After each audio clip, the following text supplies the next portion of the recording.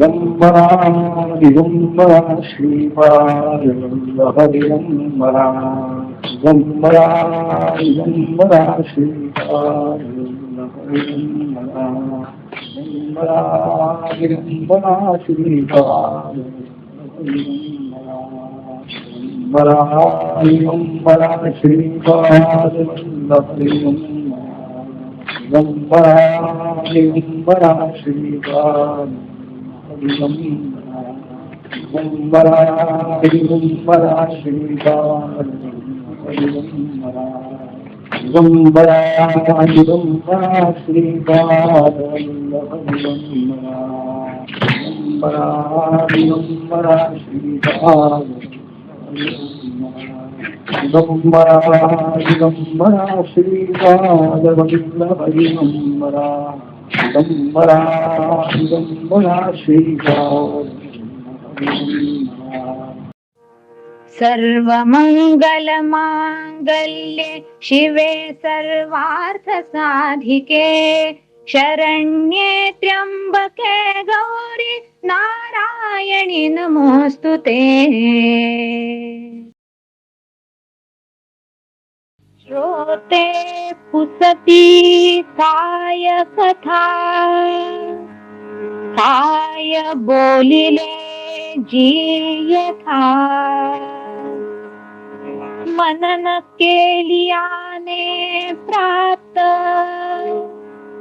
काय आहे कथा नाम दत्तबोध केवळ गुरूंचा सहवास येथ मांडिला विशद भक्ती मार्ग।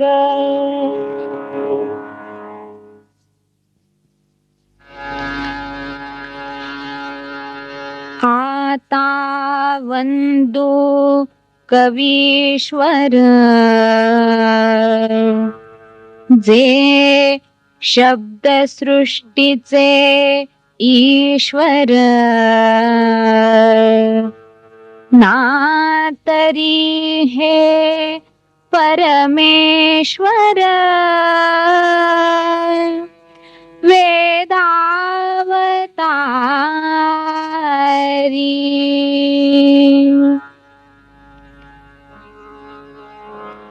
की हा परलोकीचा निजस्वार्थू की हा योगियांचा गुप्त पंथू नाना ज्ञान यांचा परमार्थू रूपास आला।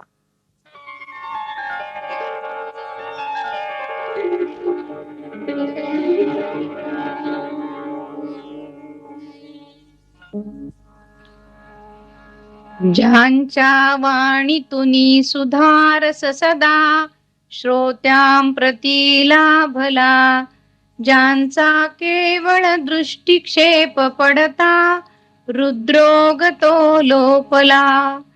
ज्ञानी वृद्ध तपस्वी प्रेमळ अशी श्री सद्गुरु माऊली भक्तांचे अतिथोर भाग्य म्हणूनी या भूवरी पातली।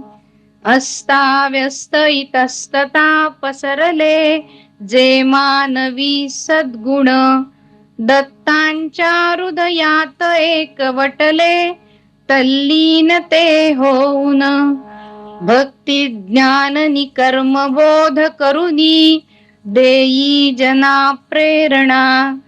ऐशी पाहुनी दत्त मूर्ती नयनी संतोष होतो मना।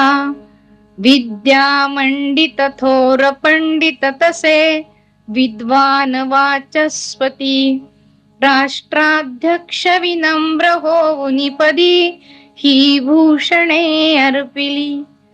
देती वामन राव आशिष जया अदृश्य रूपातून त्या दत्तात्रय मूर्तीच्या पदरजे झालो आम्ही पावन। वेदाध्यापनिये बहुश्रुतपणा सत्कीर्ती संपादिली चिंता मुक्त करावया बहुजना सप्रेम दीक्षा दिली. ज्यांच्या हाती असे सुरक्षित सदा, ती आपुली संस्कृती. ही मूर्ती त्रिगुणात्मका गमतसे, श्री दत्त या भारती. आशिषास्तव नित्य हात आपुला, प्रेमेची उंचावला. ऐशा संतपदी विनम्र बनुनी, माथा झुको आपुला. वारंवार घडो निसंग अवघ्या, भक्ता मिळो आसरा.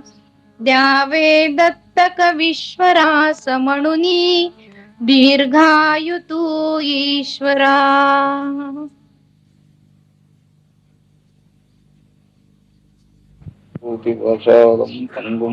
भजते गिरिं यत्कृपातमहं वन्दे परमानन्दमाधवम्.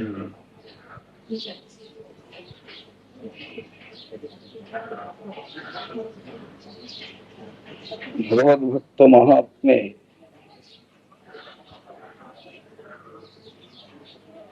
ईश्वराचं अखंड चिंतन करण्याकरता प्रयत्न करीत असतात.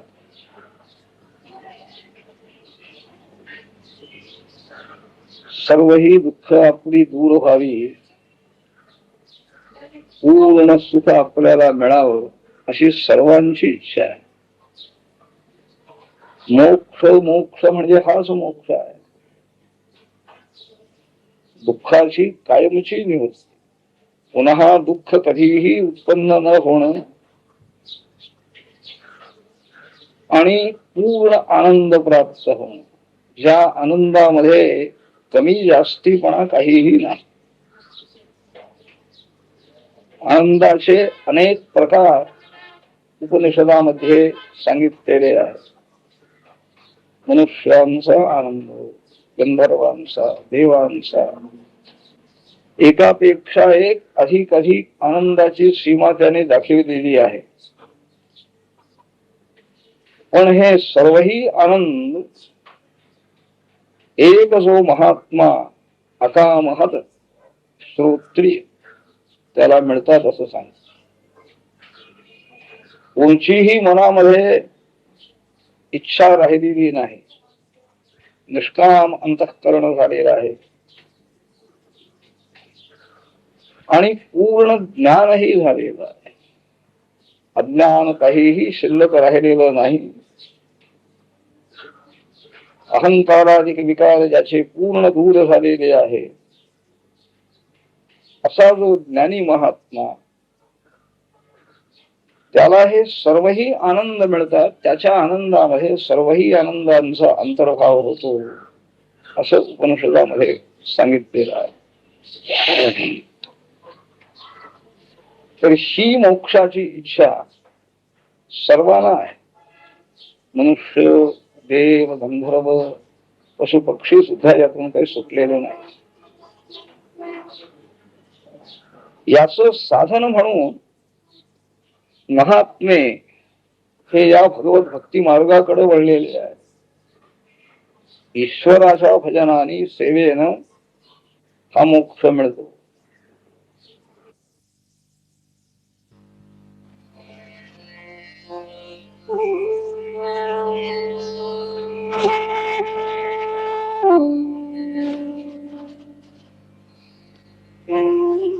ब्रह्मर्षी दत्त महाराज कवीश्वर, परमपूज्य गुळवणी महाराजांचे उत्तराधिकारी, राष्ट्रीय पंडित, विद्या वाचस्पती यांच्या चरित्राचा मागोवा त्यांच्याच विचारातून घेण्याचा हा प्रयत्न.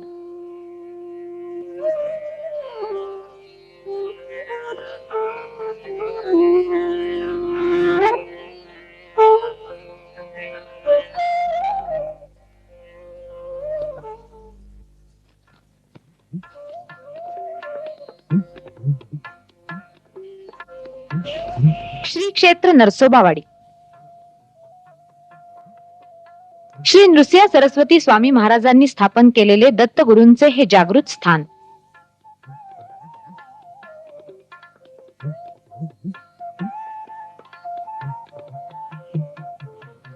त्यानंतर श्री नारायण स्वामी, श्री गोविंद स्वामी, श्री मौनी स्वामी, श्री टेंबे स्वामी, श्री दीक्षित स्वामी अशा अनेक सत्पुरुषांच्या वास्तव्याने पुनीत झालेली ही तपोभूमी, हीच दत्त महाराजांची जन्मभूमी. दत्त महाराजांचं घराणं मूळचं नगर जवळच्या मांडवगणचं, उपमन्यू गोत्राचं शुक्ल यजुर्वेदी ब्राह्मण.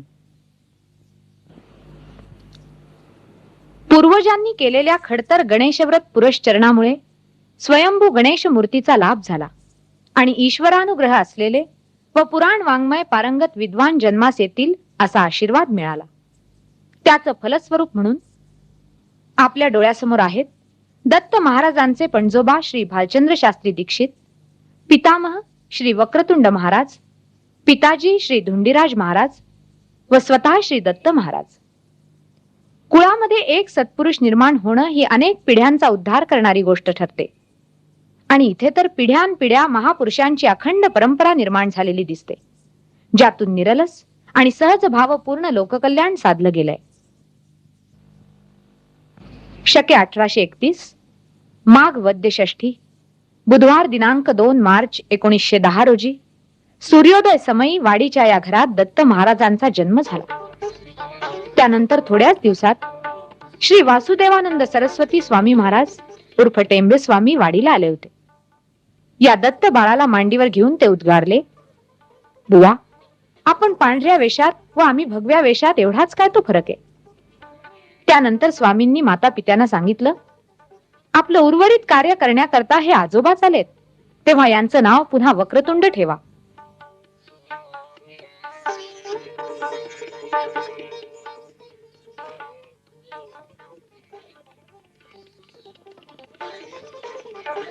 दत्त महाराजांचं बालपण वाडीतच गेलं.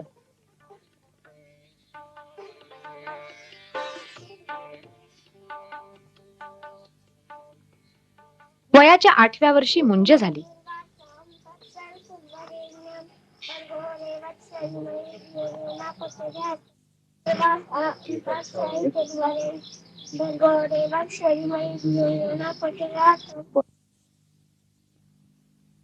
नंतरची 7-8 वर्ष सद्गुरु श्री नृसिंह सरस्वती दीक्षित स्वामी महाराजांचा सहवास लाभला. स्वामींच्या मार्गदर्शनाखाली होत असलेल्या वाडीतील नैमित्तिक उत्सवांमध्ये महाराजांचा इतर मुलांसह आवर्जून सहभाग असे.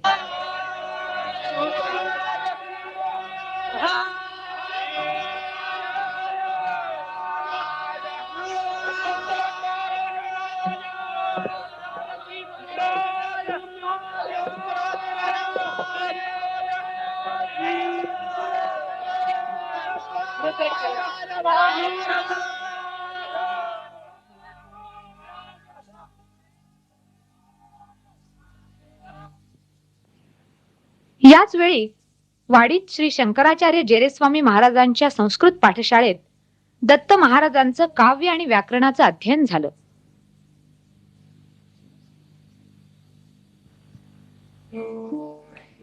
प्राचीन पद्धतीप्रमाणे अध्ययनाला प्रारंभ काव्य ग्रंथापासूनच करत, अर्थात त्यापूर्वीच आवश्यक ते वेदाध्ययनही झालेलं असे.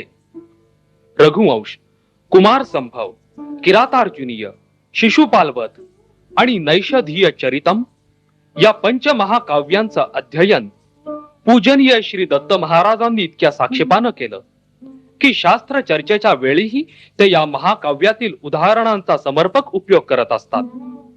ही महाकाव्य केवळ मनोविनोदना करता नसतात, जीवनाचा सर्व स्पर्शी अनुभव घेतलेल्या लेखकांकडून साक्षात वा परंपरेनं जीवनोपदेश घडत असतोच.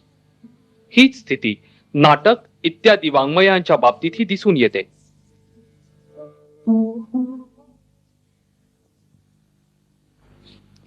वाडीनंतर सांगलीला वेदशास्त्र संपन्न श्री व्यंकटशास्त्री अभ्यंकर यांच्याकडे व्याकरण शास्त्राचे अध्ययन पूर्ण झालं. व्याकरण हे सर्व अभ्यासाचं मुख होय असं म्हटलं जातं. त्यामुळे शास्त्राभ्यासाच्या विद्यार्थ्याला प्रमुख विषय म्हणून कोणत्याही शास्त्राचा अभ्यास करायचा असला तरी त्याला श्री भट्टोजी दीक्षितांच्या सिद्धांत कौमुदी पर्यंत तरी व्याकरण शास्त्राचा अभ्यास करावाच लागतो. त्याप्रमाणे पूजनीय श्री दत्त महाराजांनी व्याकरणाचा उत्तम रीतीने अभ्यास केला. या अभ्यासामुळे पूजनीय महाराजांच्या लेखनात किंवा भाषणात कधीही अशुद्ध शब्द प्रयोग सापडत नाही.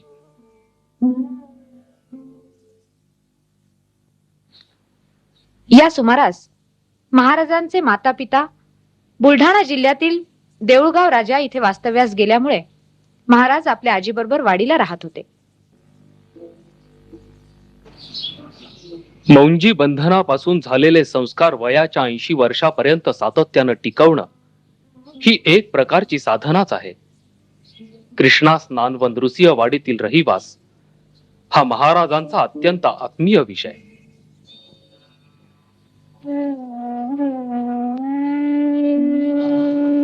सकाळच्या प्रहरी वाडीच्या सभा मंडपातून आत शिरताच प्रसन्न वातावरण सुरू होतं. स्थान महात्म्यामुळे असणारं पावित्र्य आणि त्यामुळे येणारं मांगल्य या अदृश्य रूपातील गोष्टी समजण्याकरता दृढ श्रद्धा हवी.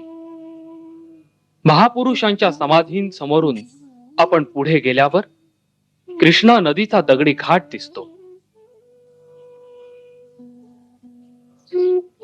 घाट उतरताना उजवीकडे पूजनीय गुळवणी महाराजांनी करवून घेतलेला सुंदर सभामंडप आहे.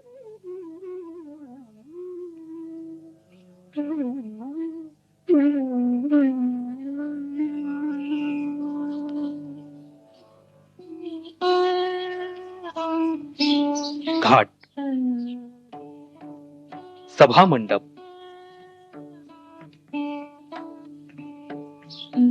वाहणारी कृष्णा नदी, कृष्णा पंचगंगा संगम हे सर्व विहंगम दृश्य पाहिल्यानंतर कुणाही रसिक मनाला भुरळ न पडली तरच नवल. पण याहून वेगळं महत्व राखतं ते कृष्णा स्नान. या कृष्णेवर वंदनीय श्री टेंबे स्वामींनी कृष्णा लहरी म्हणून सुंदर स्तोत्र केलाय.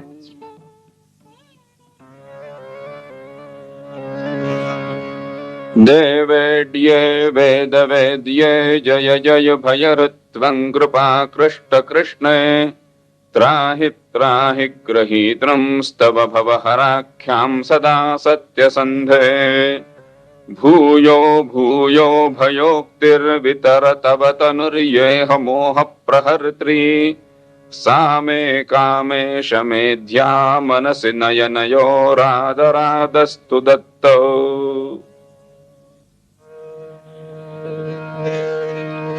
गतः क्रूरो जारो दिवमपि च चोरो वनचरो वरो देहे स्नानात् कथमपि नरो यश्रुतपरः स किं स्नानात् तेनं व्रजति गतिमम्बश्रुतमते नमः श्रीकृष्णे ते जय शमिततृष्णे गुरुमते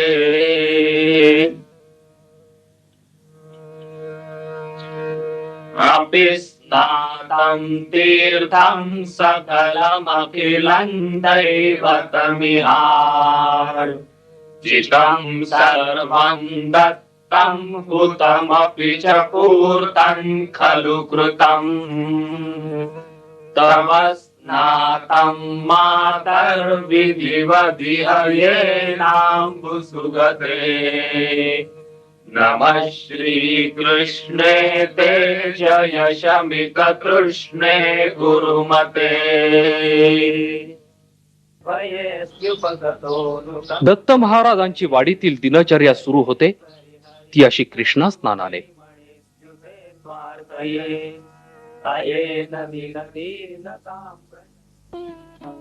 स्नानानंतर स्वारीला प्रदक्षिणा.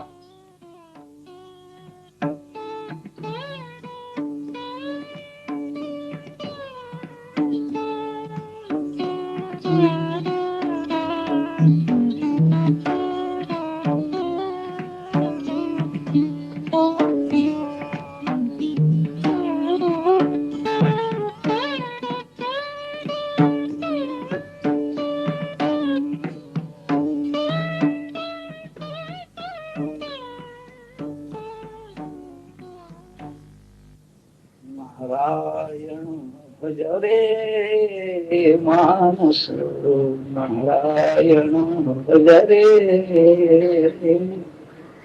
त्रिभुवनपती पद चिंतिसी जरी तू त्रिभुवनपती पद चिंतिसी जरी तू काय होणे जरे सर्व समाध्यांचं दर्शन भज रे मानस नारायण भज रे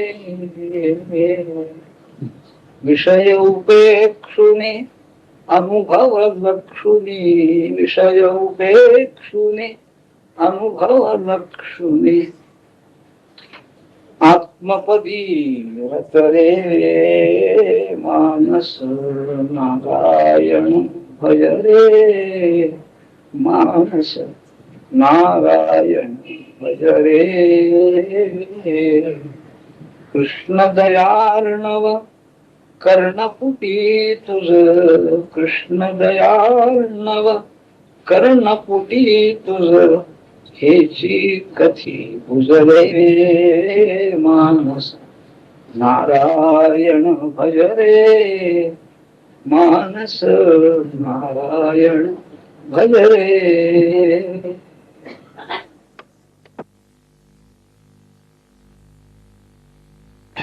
ह्यानंतर महाराज घरी परततात. संध्या, जप, पारायण इत्यादी अनेक सुरू होतं.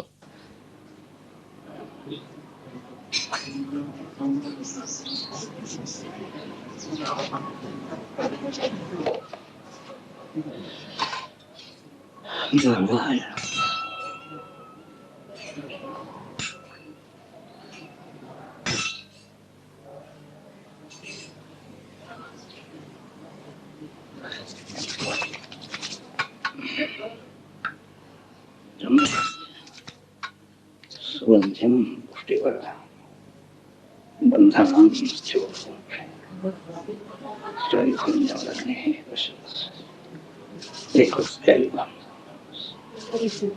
नमः शिवाय.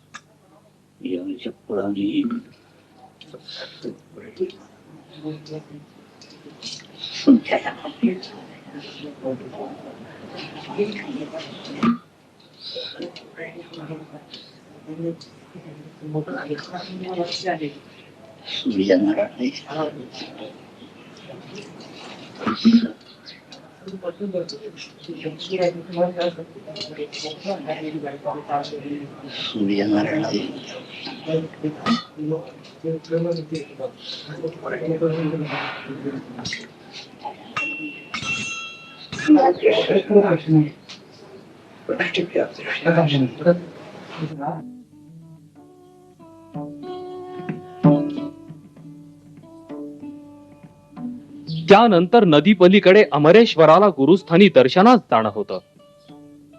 दुपारी विश्रांतीनंतर यथाप्रसंगी प्रवचन सेवा असल्यास ती करून पुन्हा मंदिरात आगमन होतं. संध्याकाळी प्रामुख्यानं वाडीकरांकडे परंपरागत असलेली पुराण सेवा देवाजवळ संपन्न होते.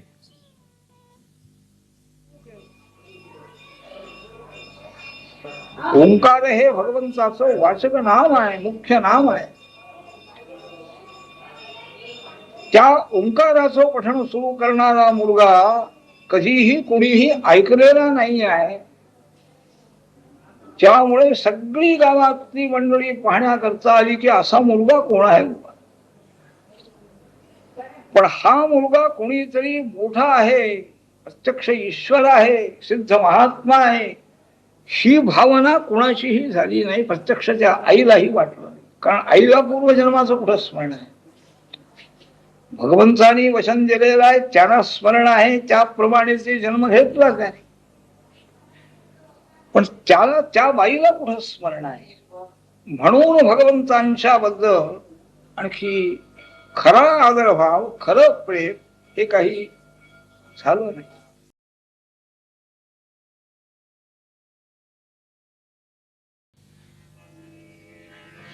त्यानंतर श्री टेंबे स्वामींच्या समाधी मंदिरात बसणं होतं.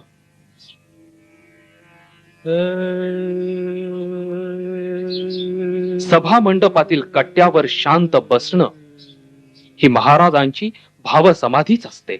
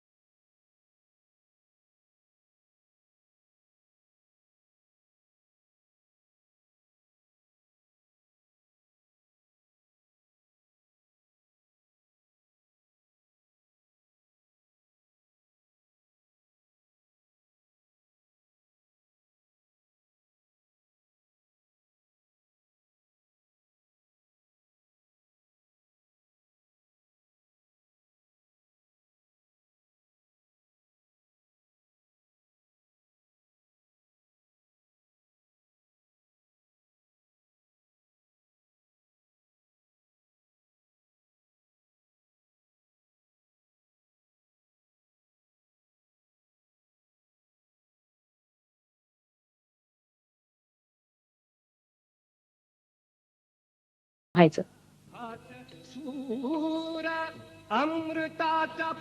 प्रसंगी महापुरातून पोहून जाणं,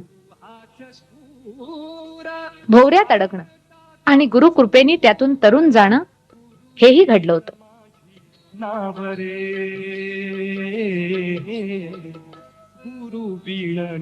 गुरु आज्ञेनुसार आणि त्यांच्या मार्गदर्शनाखाली दत्त महाराजांकडून पहिला श्रीमद भागवत सप्ताह वयाच्या 16व्या वर्षी श्री दत्त अमरेश्वर इथे संपन्न झाला. सप्ताह पार पडल्यानंतर स्वामींकडून पूर्ण ज्ञानप्राप्तीचा आशीर्वाद मिळाला आणि दरवर्षी असाच भागवत सप्ताह श्री अमरेश्वरी करण्याबद्दलची आज्ञा झाली.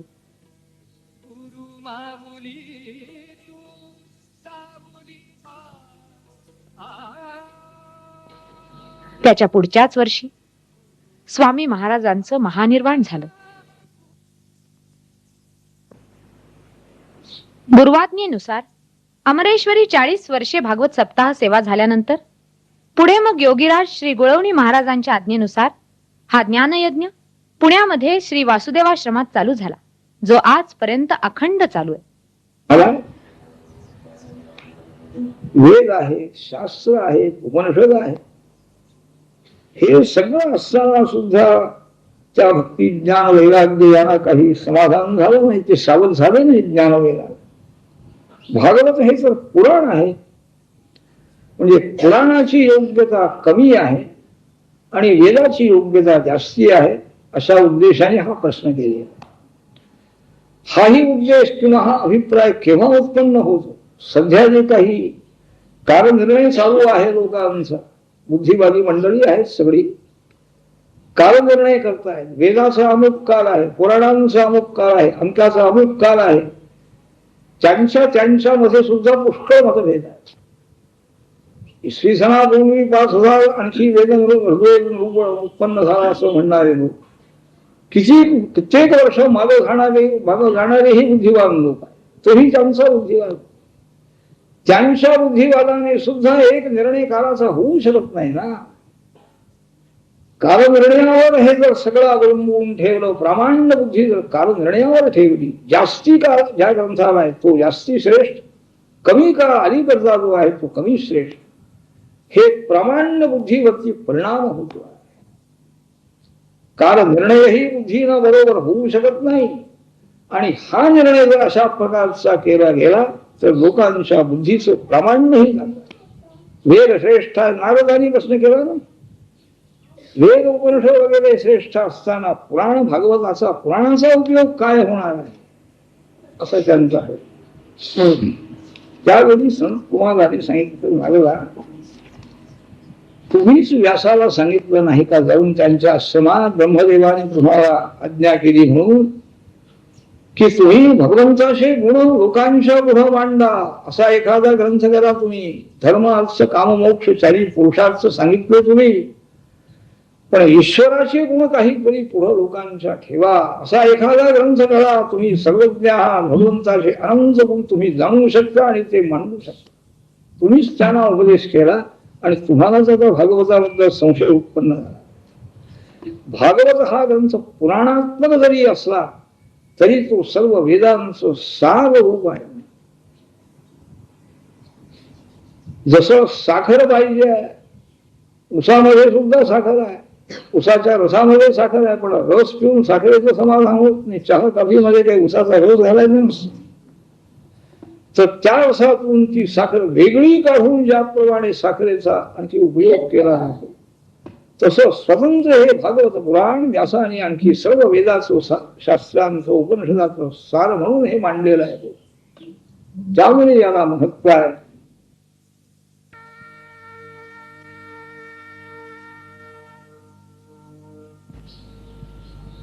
वाडीत या ठिकाणी 29 मार्च 1929 रोजी दत्त महाराजांचा विवाह बार्शीचे श्री भगवंतराव पाठक यांची कन्या चिरंजीव सौभाग्यकांक्षिणी सुंदर हिच्याशी झाला. यात आपल्या आत्ताच्या सौ लक्ष्मीबाई आई साहेब.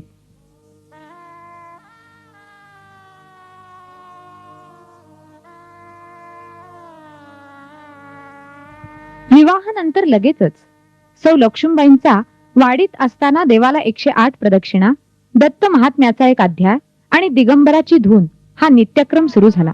तो आज तागायत चालू आहे.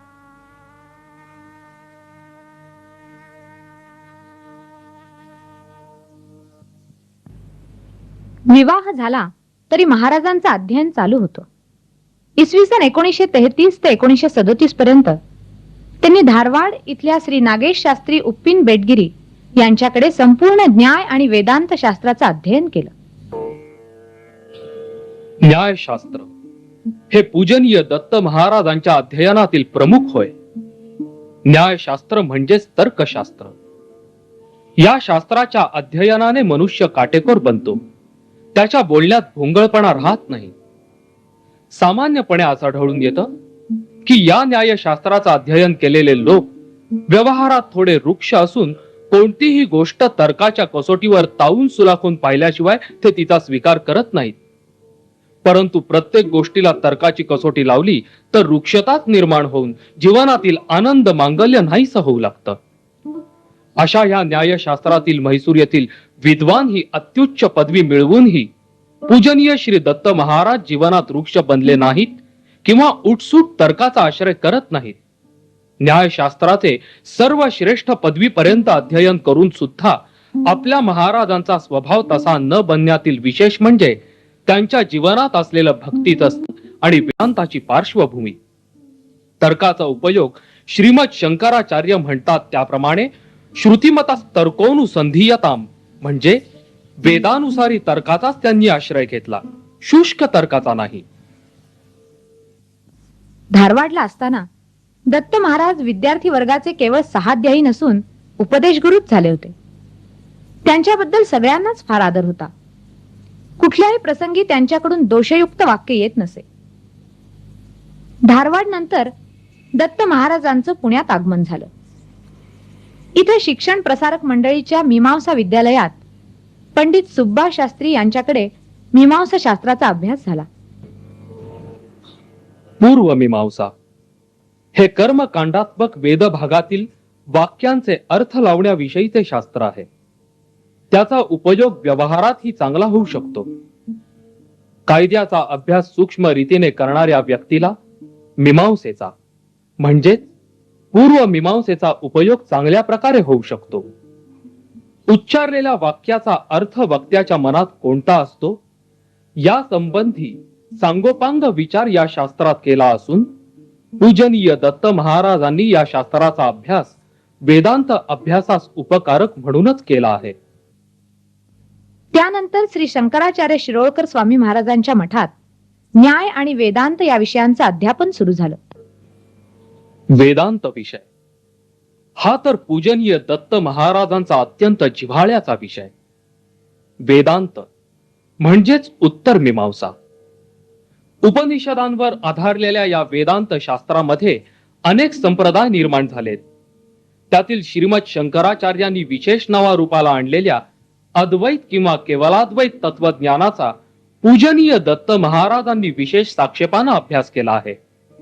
हे तत्वज्ञान महाराजांनी नुसतंच ग्रंथरूपानं अभ्यासलं नाही, तर ते यशस्वीपणे जीवनात वर्तवून दाखवतायत. म्हणूनच संचरिष्णुर वेदांत हा म्हणजेच चालता बोलता वेदांत असं आपल्या महाराजांचं यथार्थ वर्णन केलं जातं. प्रवृत्तीने अद्वैत वेदांती असूनही इतर संप्रदायांचा अत्यंत आदरपूर्वक ते उल्लेख करतात आणि सर्व संप्रदायातील एक अविरोध असा ते नेहमी दाखवून देत असतात. यावेळी दत्त महाराजांचं वास्तव्य सरदार नातूंच्या वाड्यात होतं. इथे गुरुकुल पद्धतीने विद्यार्थी राहायला येऊन विद्यार्जन करू लागले. सरदार नातू जागेचे भाडं घेईनात म्हणून दत्त महाराज जागा बदलून आगाशे वाड्यात राहायला गेले. पुण्यात आल्यापासूनच श्री गुळवणी महाराजांकडे येणं जाणं सुरू झालं होतं. अध्यापनाच्या निमित्ताने शंकराचार्यांशीही आत्मीय संबंध निर्माण झाले. पुढे आचार्यांच्या मध्यस्थीने दत्त महाराज शनिवार पेठेतल्या वर्तक वाड्यात राहायला गेले. तिथे पुढे 40 वर्ष त्यांचं वास्तव्य झालं. 1945च्या सुमारास टिळक महाराष्ट्र विद्यापीठात न्याय आणि मीमांसा शास्त्राचे अध्यापन सुरू झाले. विद्यापीठातील लेखनाची व अध्यापनाची अवांतर कामं दत्त महाराज कुठलीही अपेक्षा न ठेवता करीत. या अध्यापन कार्याबद्दल पुढे महाराष्ट्र सरकारने 1968 साली त्यांचा आदर्श प्राध्यापक म्हणून गौरव केला. विद्यापीठात ज्ञानदानाचं काम चालू असतानाच सन 1949-50 मध्ये ज्ञान संकलनाचं एक फार मोठं काम सुरू झालं. ते म्हणजे श्री टेंबे स्वामी महाराजांचं समग्र वाङ्मय प्रकाशन. भक्ती आणि अद्वैत वेदांताचं साररूप असं हे दत्त वाङ्मय आहे. गुळवणी महाराज व दत्त महाराज या दोघांचीही या वाङ्मय प्रकाशनाची तीव्र इच्छा होती. या इच्छेप्रमाणे आणि इंदौरच्या राणीसाहेबांच्या आर्थिक मदतीमुळे 12 खंडांचं आणि 5000 पृष्ठांचं हे वाङ्मय केवळ 51 रुपयात द्यायचं ठरलं. या सर्व कार्याचे कार्यवाह दत्त महाराज होते, ज्यांनी पुढील 4-5 वर्षात अविरत मेहनत करून हे काम पूर्ण केलं. पूजनीय श्री दत्त महाराजांचे इष्ट व आराध्य दैवत असलेले परमहंस परिव्राजकाचार्य श्री वासुदेवानंद सरस्वती यांच्या समग्र वाङ्मयाचं प्रकाशन हा श्री दत्त महाराजांच्या आयुष्यातील कर्तव्यपूर्तीचा अत्युच्च बिंदू. पूजनीय दत्त महाराजांमुळे त्यांच्या अथक परिश्रमानेच हे वाङ्मय प्रकाशित होऊ शकले असे पूज्य श्री गुळवणी महाराजांनी आग्रहानं सांगितलं होतं. हे वाङ्मय इतकं प्रचंड, वैविध्यपूर्ण, विद्वत्ता प्रचूर व प्रासादिक आहे की त्यामुळे परमहंस परिव्राजकाचार्य श्री वासुदेवानंद सरस्वतींबरोबरच श्रीमद आद्य शंकराचार्यांचंही स्मरण होतं. श्री दत्तात्रय देवतेच्या अवताराचं कारण आणि कार्य अत्यंत मार्मिकपणे विशद करून दाखवणारे हे ग्रंथ आहेत. सर्व वेदांत सूत्रांचा यात संबंध आला आहे. ज्ञान, भक्ती, कर्म आणि योग या 4ही मार्गांचा समन्वय हा या ग्रंथाचा विशेष आहे. कर्म, आचरण, गुरुनिष्ठा, श्रद्धा व उपासना या गुणांवर विशेष लक्ष केंद्रित करून लिहिलेले हे मार्गदर्शक ग्रंथ आहेत. असे हे वाङ्मय साधकांसाठी उपलब्ध करून आपल्या दत्त महाराजांनी साधक वर्गावर फार मोठे उपकार केले आहेत. सन 1956 मध्ये दत्त महाराजांच्या देखरेखीखाली त्यांचे पिताजी पूज्य धुंडीराज महाराज यांची भैमरथ शांती म्हणजे सत्तरी शांती व अमृत महोत्सव इत्यादी कार्यक्रम देऊळगाव राजा इथे पार पडले. देऊळगाव राजा हे श्री व्यंकटेशाचं जागृत स्थान आहे. प्रत्यक्ष गिरीचे बालाजी इथे येऊन राहिले आहेत असं स्थान महात्म्य आहे.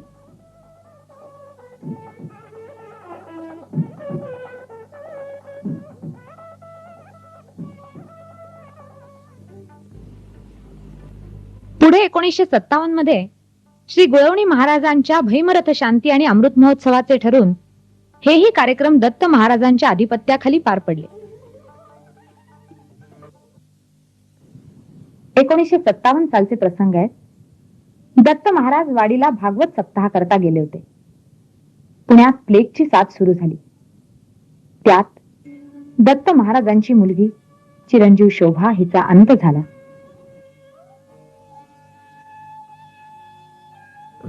दत्त महाराजांच्या अनुपस्थितीत प्रत्यक्ष श्री गुळवणी महाराजांनी अंतिम क्रियाकर्मापर्यंत सर्व पार पाडलं. परत आल्यानंतर दत्त महाराज उद्गारले, शोभानी सांगितलेली खेळणी आम्ही आणू शकलो नाही यात ईश्वरी न्यायच दिसून येतो. कारण त्या खेळण्यांकडे पाहून जास्त दुःख झालं असतं. का म्हणे देवा तुझा न पडावा विसर, दुःखाचे डोंगर झाले तरी, दुःखाचे डोंगर झाले तरी न पडावा विसर. यानंतर 2च महिन्यात काची कामकोटी पीठाच्या श्री शंकराचार्यांकडून सुवर्ण कंकण व आशीर्वाद पत्र पुण्याला आले. तेथील विद्वत सभेत दत्त महाराजांनी आपल्या कुशाग्र बुद्धीने न्याय वेदांतापर्यंत चर्चेत आपलं अलौकिकत्व सिद्ध करून मोठमोठ्या विद्वानांना मंत्रमुग्ध केलं होतं. एवढं असूनही त्यांच्या अत्यंत विनयशील वागण्याने तेथील सर्वांच्या हृदयात स्नेह, आदर आणि प्रेम उत्पन्न झालं होतं. त्यामुळेच प्रसन्न होऊन जगद्गुरूंची आलेली ही सहज भेट होती. त्या सत्काराबद्दल बोलताना दत्त महाराज म्हणाले, ईश्वर जसा न्यायी आहे तसाच दयाळूही आहे. पहिल्या दुःखावर फुंकर घालण्यासाठीच देवाने हे पाठवून दिलंय. त्याच्या सत्तेनेच सर्व काही होत असतं. तक्षण समभाव आणि संयमी वृत्तीचं याहून वेगळं उदाहरण काय देणार. या सत्काराबद्दल गुळवणी महाराजांना कळवलेल्या वृत्तातून त्यांची विनयी वृत्ती दिसून येते.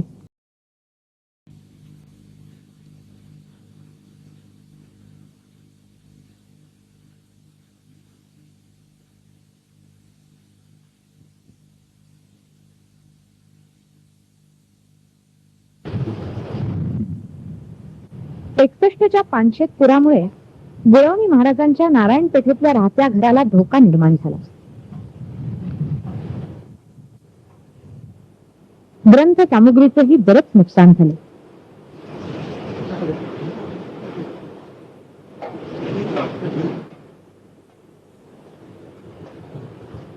शिवाय लोकसंपर्कही वाढत होता.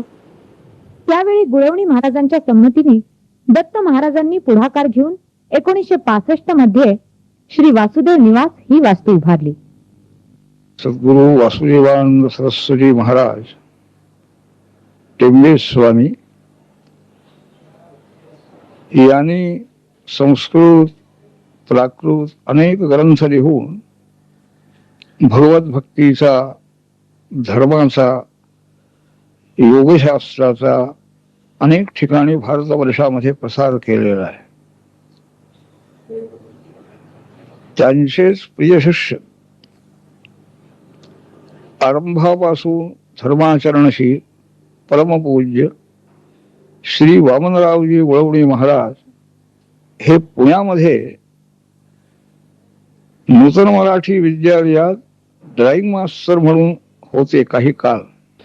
या ठिकाणी पानशेत धरणाने ते जिथं राहत होते नारायण पेठेमध्ये गोवेकर बिल्डिंग मध्ये, तिथं पाणी आल्यामुळे राहण्याची सोय नाही, जागा ही अपुरी होती. मग सर्व भक्त मंडळीने म्हणून इथं एक स्थान निर्माण केलं. मुंबईची मंडळी, पुण्याची मंडळी आणि आपल्या सद्गुरूंचं वासुदेवानंद सरस्वतींचंच नाव श्री वासुदेव निवास असं या स्थानाला त्यांनी दिलं. 20 वर्ष होऊन गेली. ते असेपर्यंत अनेक यज्ञ म्हणा, अनेक प्रकारचे मोठे मोठे उत्सव पुष्कळ आणखी या ठिकाणी झाले आणि अखंड त्यांनी जे काही मार्गदर्शन करून ठेवलेलं आहे त्याप्रमाणे प्रत्येक वर्षाला दत्त जयंतीचा उत्सव आहे. आषाढ शुद्ध प्रतिवेदला टेंबे स्वामी महाराजांचा उत्सव आहे. माघवद्य तृतीयेला यांचा उत्सव आहे, लोकनाथ तीर्थ महाराजांचा. चैत्र महिन्यामध्ये नारायण स्वामी महाराजांचा उत्सव. आणखी कुणी मंडळी येतात, कीर्तनकार, प्रवचनकार, वैदिक, सर्वांचा परामर्श घेतला जावा. सर्वांची कार्य या ठिकाणी त्यांनी नियम घालून दिले, त्याप्रमाणे आजपर्यंत चालू आहे आणि अव्यक्त रूपाने त्यांचा निवास इथं आहेच आहे. त्यांच्या प्रेरणेनं सर्व ही कार्य मोठी मोठी चालू आहे.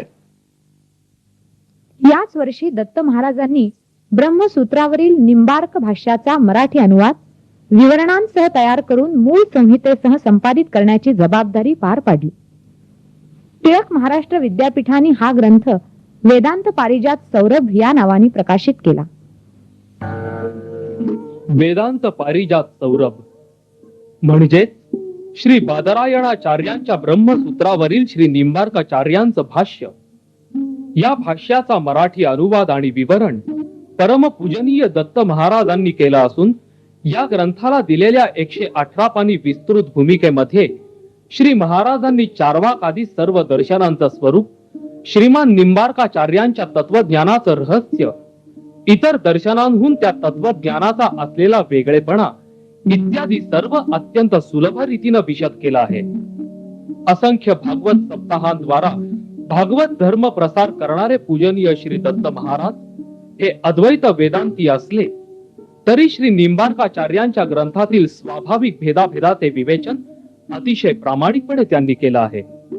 या भूमिकेमध्ये आधुनिक भौतिक विज्ञान व प्राचीन विज्ञान यांची त्यांनी तुलना केली असून अर्थप्रधान असलेल्या आधुनिक विज्ञानापेक्षा मनःशांती प्रधान असलेले प्राचीन विज्ञान कसं श्रेष्ठ आहे हे दाखवून दिलं आहे.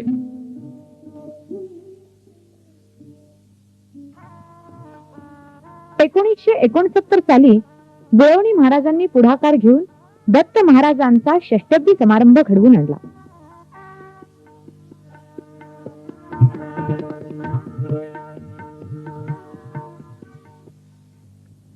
त्याआधी याच वर्षी दत्त महाराजांना मातृवियोग झाला. महाराजांची मातृपितृ भक्ती अतिशय श्रद्धायुक्त आहे. त्यांच्या आज्ञेपलीकडे एकही गोष्ट दत्त महाराजांनी कधी केली नाही. एवढंच काय, तर देऊळगाव राजाला गेल्यानंतर दत्त महाराज आपल्या पिताजींसमोर बसत देखील नसत. पुढे 1978 साली पिताजींचं महानिर्वाण झालं. त्यांच्या शिष्य वर्गाने देऊळगाव राजाला त्यांचं सुंदर असं हे समाधी मंदिर निर्माण केलं.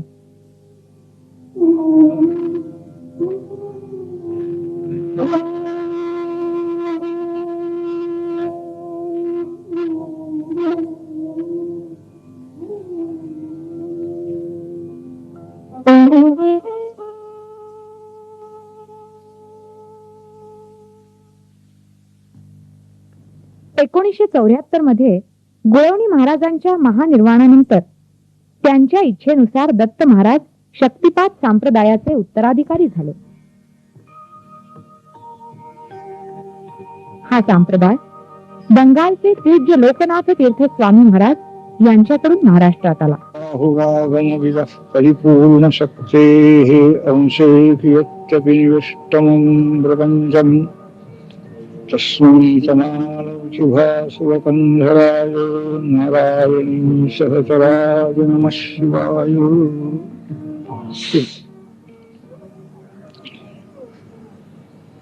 भगवद्गीतेमध्ये भगवान श्रीकृष्णाने अर्जुनाला उपदेश करीत असताना ईश्वर शक्तीनं सर्व कार्य चालू आहे असा एक सिद्धांत सांगितलेला आहे. अहम सर्वस्य प्रभवः मत्तः सर्वं प्रवर्तते. सर्व ही कार्य जगातली माझ्यापासून आणखी चालू आहेत. सर्व ही संत महात्मे यांचा जो कर्मयोग चालू असतो, आचरण जे असतं ते निरभिमान असत. कर्तृत्व ईश्वराचं आहे ही पक्की भावना त्यांची असल्यामुळे त्यांना अभिमान होत नाही.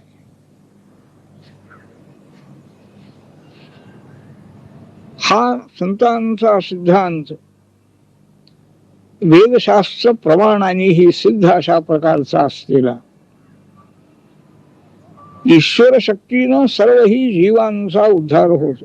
त्याप्रमाणे अनेक मार्ग, त्या मार्गापैकी हा एक सहजयोग ज्याला म्हणतात, शक्तिपात संप्रदाय, ही मार्ग बंगालमधून या ठिकाणी महाराष्ट्रामध्ये किंवा इकडे भारतामध्ये आला. गंगाधर तीर्थ स्वामी हे मूळ प्रवर्तक याचे. त्यांच्या पूर्वीही असेल हा, पण त्यांच्यापासून आणि हा मार्ग त्यांचे शिष्य नारायण तीर्थ, त्यांचे शिष्य शंकर पुरुषोत्तम तीर्थ आणि त्यांचे शिष्य म्हणजे लोकनाथ तीर्थ महाराज.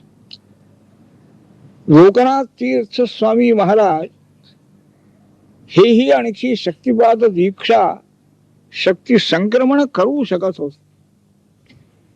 सामान्य जीवांना आपल्या मनामध्ये काय शक्ती आहे किंवा काय आहे काही कल्पनाही नाही आहे. ती शक्ती सद्गुरूंच्या कृपेनं, महात्म्यांच्या कृपेनं जागृत होते आणि कार्य करू लागते. याला शक्तिपात असं म्हणतात. नवीन बाहेरून शक्ती घालायची आणून असं नाही. ज्यांची शक्ती पूर्ण जागृत झालेली आहे, त्यामुळे दैवी संपत्ती म्हणून ज्याला म्हणतात भगवंताने सांगितलेलं आहे, ती ज्यांना सहज प्राप्त झाली आहे. सगळे दोष मनातले दूर होतात. आणखी दैवी संपत्ती त्या जीवाला प्राप्त होते. ईश्वर शक्ती जागृत करणं हे या महात्म्यांचं कार्य आहे. भगवद्गीतेतलंच उदाहरण, अर्जुनाला विश्वरूप दर्शन व्हावं अशी इच्छा उत्पन्न झाली. आपलं विश्वरूप मला दाखवा म्हणून त्यांनी प्रार्थना केली. भगवान म्हणाले, बाबा तुझी योग्यता नाही आहे, तुला मी दिव्य दृष्टी देतो. दिव्यं ददामि ते चक्षु पश्चिमे रूपमैश्वरम. माझं जे ईश्वर रूप आहे हे तू पहा, तुला दृष्टी देतो. आणि ती दृष्टी त्याला देऊन म्हणजे त्याची योग्यता त्याला प्राप्त करून देऊन मग आपलं विश्वरूप दाखव. घाबरला अर्जुन. स्वाभाविक योग्यता नाही आहे. एकदम आणखी त्यांच्या कृपेनं विश्वरूप दिसलं तरी भीती वाटायला लागली. पहिलंच रूप मला दाखवा. तेनैव रूपेण चतुर्भुजेन सहस्रबाहो भव विश्वमूर्ते अशी प्रार्थना जो करू लागला. मग भगवान आपलं मूळचं रूप त्याने दाखवलं आणि सांगतायत ते, मया प्रसन्नेन तवार्जुनेदम रूपम परं दर्शितम् आत्मयोगा.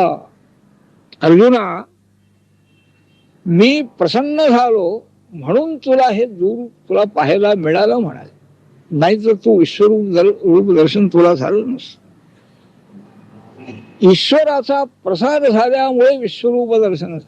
प्रसार शब्दाचा अर्थ गीतेवर भाष्य करताना आचार्य महाराजांनी लिहिलेला आहे, प्रसाद हा अनुग्रह बुद्धी. काही बाकीचं काही केलं. ह्या आपल्या शिष्याचं कल्याण व्हावं, याला विश्वरूप दर्शन व्हावं, नुसता संकल्प झाल्याबरोबर झालेला आहे. ही संकल्प शक्ती आहे. ज्ञानी महात्म्यांच्या जवळ दृष्टीमध्ये आणखी त्यांच्या शक्ती असते, स्पर्शामध्ये शक्ती आहे, शब्दामध्ये शक्ती असते आणि संकल्पामध्येही शक्ती असते. भगवंतानी नुसता संकल्प केला, प्रसन्न होणं याचा अर्थ संकल्प करा. अनुग्रह शिष्यावर करावा, याला विश्वरूप दर्शन व्हावं, असा नुसता संकल्प झाल्याबरोबर अर्जुन विश्वरूप पाहू शकल. हे पहिलं उदाहरण त्या याच्यामध्येच आहे. शक्तिपातच आहे. एकदम त्याची शक्ती जागृत केली, योग्यता त्याला दिली आणि रूप झाले. पुष्कळ आणखी योगशास्त्रामध्ये ज्या मोठ्या मोठ्या सिद्धी म्हणून प्राप्त होत आहे, ईश्वराच्या उपासनेनं त्या सिद्धी प्राप्त होतात. दूरदर्शन आहे, दूरश्रवण आहे, अशा अनेक सिद्धी आहेत. त्या योगाच्या सिद्धी योगाभ्यास करून केवळ प्राप्त होतात असं नाही, ईश्वराची कृपा पाहिजे. म्हणजे मध्ये येणारी सगळी विघ्न संकट दूर होऊन आणि ते फल मिळतात. योगनाथ तीर्थ महाराजांच्या पासून आणखी आपले परमपूज्य गुरवणी महाराजांच्याकडे हा संप्रदाय आलेला आहे. आणखी मंडळी आहे, तर त्यांच्या संकल्पाने सुद्धा अशा प्रकारचं म्हणजे सद्गुरूंची शक्ती आहे ती, त्यांच्या द्वाराने ही आणखी शक्ती ईश्वराची जागृत होणं, याला शक्तिपात. शक्ती ईश्वर शक्ती जागृत होणं आणि कार्य करू लागणं, तो अभ्यास मात्र पुढं अखंड ठेवावा लागतो. अनुभव येतो आहे, आणखी अनुभवामुळे काहीतरी एक ईश्वर शक्ती आहे असा विश्वास निर्माण होतो, श्रद्धा उत्पन्न होते आणि नंतर अभ्यास सुरू झालेला असताना त्या अभ्यासाने अनुभव वेगळे वेगळे येत आहेत. प्रगती या मार्गामध्ये होती आहे. समाधी अवस्था ज्याला म्हणतात, त्या समाधी अवस्थेपर्यंत सुद्धा फल प्राप्त होत आहे. याच बरोबर श्री वासुदेव निवास आश्रमाचा कार्यभार दत्त महाराजांवर आला. गुळवणी महाराजांनी पूज्य श्रीधर स्वामींच्या सांगण्यावरून सुरू केलेली तुळजापूर गाणगापूरची यात्रा दत्त महाराजांनीही पुढे तशी सुरू ठेवली.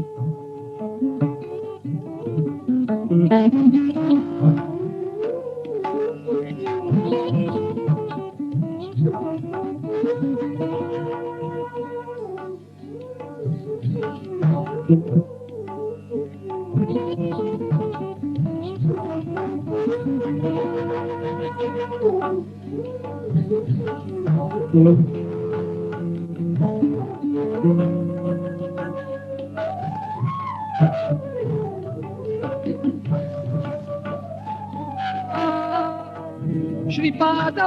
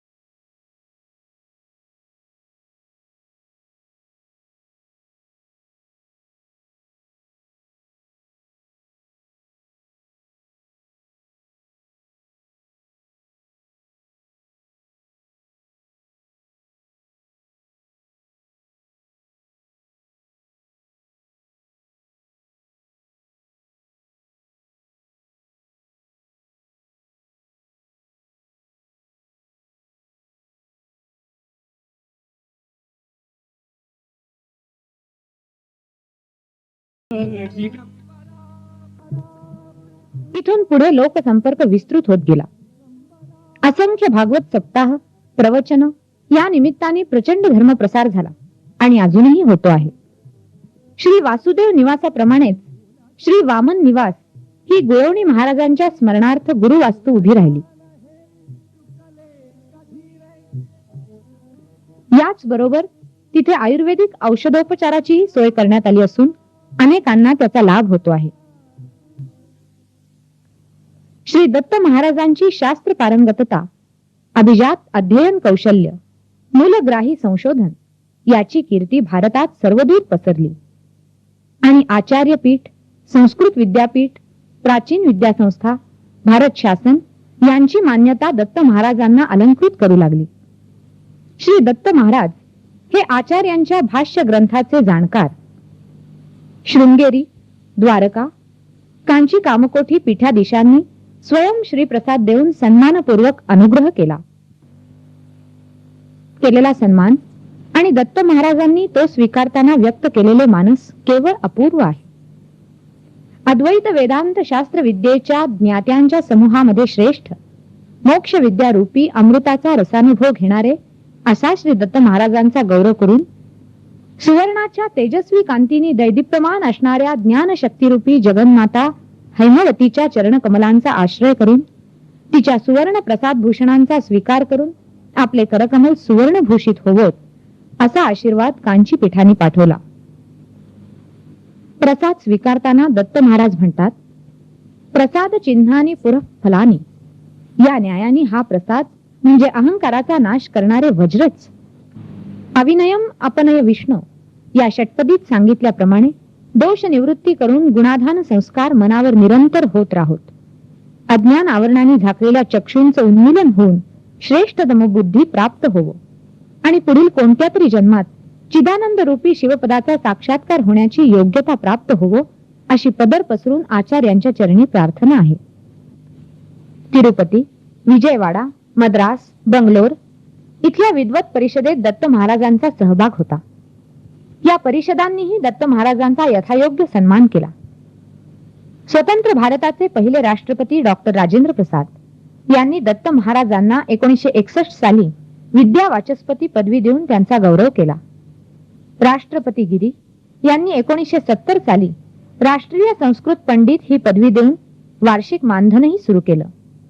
द्वारका जगद्गुरूंनी महामहोपाध्याय ही पदवी देऊन त्यांचा सन्मान केला.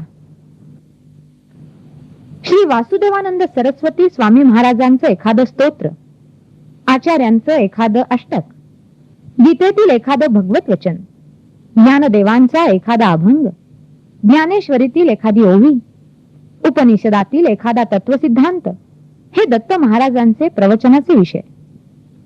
या प्रवचनातून त्यांचा गाढा व्यासंग, अक्षरज्ञान, परमात्म्यावरील त्यांची परमभक्ती, सामान्य जनांविषयी अपार आत्मीयता ही उत्कटतेने जाणवते. या प्रवचन सेवेत श्री दत्त महाराजांचं एकत्वाने रंगून गेलेले असं पूर्ण दर्शन घडतं. वयाची 80 वर्ष पूर्ण झाल्याबद्दल सर्व शिष्य आणि भक्त मंडळींनी आयोजित केलेला सहस्त्र चंद्रदर्शन शांती समारोह पुण्यात संपन्न झाला. त्यानिमित्त श्री महाराजांची रजत तुला करण्यात आली.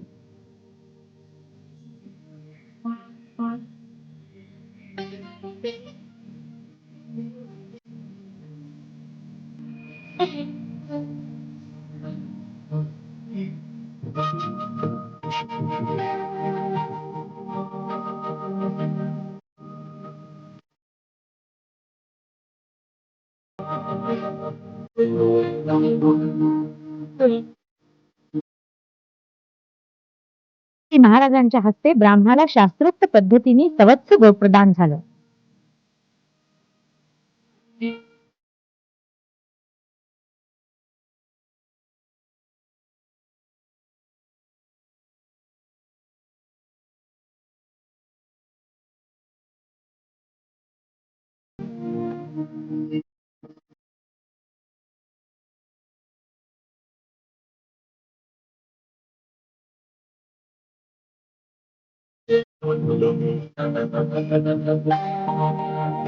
या कार्यक्रमांबरोबरच वेगवेगळे यज्ञयाग,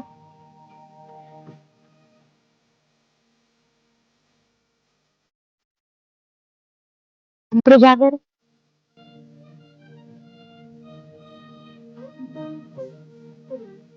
ब्रह्मवृंद सत्कार,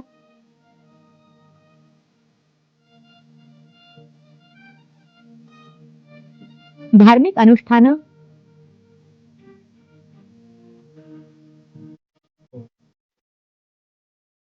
आणि विपुल अन्नसंतर्पणही झाले.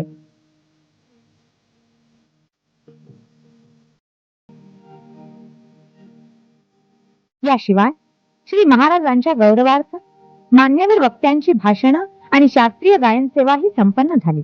हिला प्रखरता आली. ही प्रखरता तिचा त्याग करण्याचं काहीही कारण नाही. कोण प्रखर बुद्धीचा नव्हता? शंकराचार्य काय कमी बुद्धिमान होते का?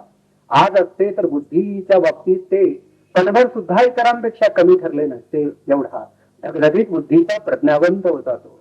त्या बुद्धी फक्त MSc झाल्यानंतर किंवा PhD झाल्यानंतर प्राप्त होते असं नाही. ती असते. म्हणजे हे वेगळे प्रकार आहेत बुद्धिमत्तेचे. त्यांना असं वाटलं या रूपात प्रकट व्हावं, त्या रूपात ती माणसं झाली. तेव्हा मी आपल्याशी बोलत असताना एवढ्यासाठी हे बोलतो आहे की आपल्यासारखी बहुसंख्य माणसं आयुष्यामध्ये उदात्त हेतून काही प्रेरित झालेली असतात. एका विशिष्ट दिशेनं त्यांना जायचं असतं आणि आपणाला जेवढा अनुभव येईल तेवढा आला असं आपण माना. आपण पुढे चालत राहा. पुढच्या पावलावरती प्रकाश टाकण्याचं आश्वासन भगवंतानीच दिलं आहे, त्यावरती समाधान माना. एक पाऊल टाकलं पुढे प्रकाश भेटत राहील, 2 टाकली पुढे प्रकाश राहील आणि ते देण्याचं काम करणारा परमेश्वराचा एक प्रतिनिधी आज सहस्त्रचंद्र दर्शनाच्या निमित्तानं आपल्या पुढे उभा आहे.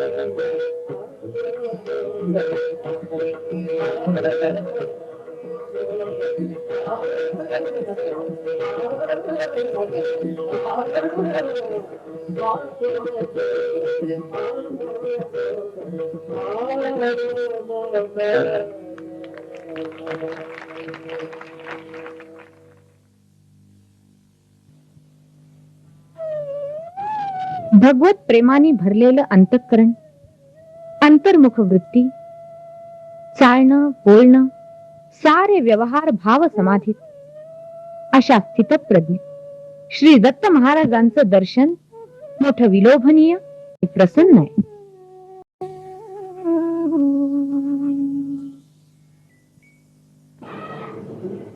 केवळ जे काही कर्तव्य म्हणून आपलं आहे ईश्वराची उपासना करणं ही कर्तव्य आहे. ही माणसं कशी का घडेल, कमी घडेल जास्ती घडेल हे इकडे लक्ष द्यायचं नाही. कारण सर्वही एकंदर इंद्रिय म्हणा किंवा सगळीही मन भेदली आहेत. मन बुद्धी बनेल सर्वांना प्रेरणा करणारी एक शक्ती आहे. हे जर एकदा आपल्या बुद्धीला पटलेलं असेल, निश्चित बुद्धी जर झालेली असेल, तर कमी चाललेला आहे किंवा जास्ती झालेला आहे हा विचार तरी कशाला करायचा आपण. परमात्म स्वरूप ही अनादि आनंद आहे, तसं जीवाचं स्वरूप साधकाचं स्वरूपही तसंच आहे. तोच वासुदेव सर्व हे शेवटी कळायचं आहे. आरंभाला आणखी साधक दशा आहे आणि शेवटी आणखी सिद्धावस्था परमात्मा दशा आहे. पण साधक दशेमध्ये सुद्धा ईश्वर सर्व आहे असं आपल्याला मनामध्ये का होईना तो पटलेला असेल आणि तशी जर तुमची निश्चित राहिलेली असेल तर कृता सिद्धता म्हणा खरं ईश्वर दर्शन होऊ शकते. अनसुयात्मज हे जगपालका, तुझ विना कुणी ना जगी बालका. तरी कती मी कवणा प्रती शरण मी नरसिंह सरस्वती मग मला गमला पथ हा बरा तव पदीच असो नित आसरा पुरवी हे तू कधी मम हे कधी करी दया नरसिंह सरस्वती मज कडो निच घेऊनिचा करी मग ही देशील योग्य ते जरी शुशुसमो बदला कुणी मागती कधी बरे नरसिंह सरस्वती नती तुझ्या पदी अर्पिती किंकर अभय दे शिरी ठेवी गुरो कर स्थिरमती रमती नित प्रार्थिती करी दया नरसिंह सरस्वती मदीय लोचन सार्थक जाहले सगुण सद्गुरु सद्रूप पाहिले बघ मना रूप मंगल हे किती करी दया नरसिंह सरस्वती